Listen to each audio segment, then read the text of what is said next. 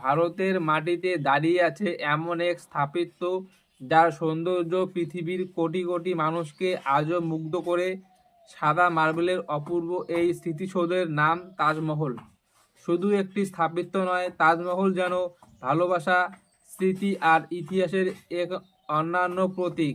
এই তাজমহলটি অবস্থিত ভারতের আগ্রাতে।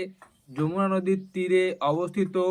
সপ্তদশ শতকের নির্মিত এই সাধারণ স্থাপত্যের আজ বিশ্বের অন্যতম পরিচিতি ঐতিহাসিক নির্দেশক।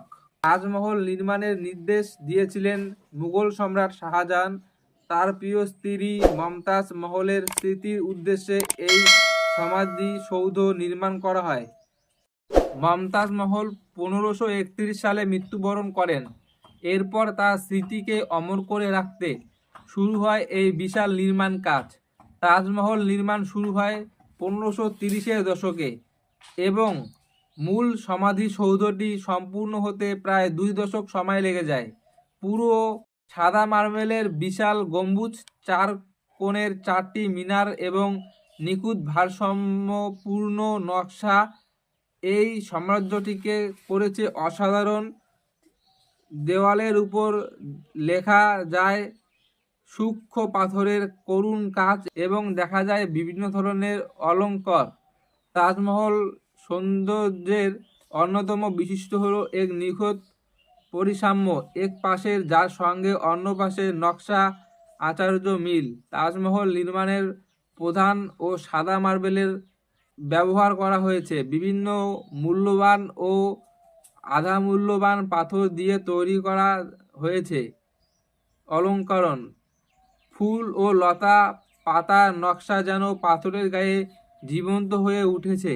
দেওয়ালে থাকা ক্যালিগ্রাফি তাজমহলের সৌন্দর্যকে আরও বানিয়ে দিয়েছে।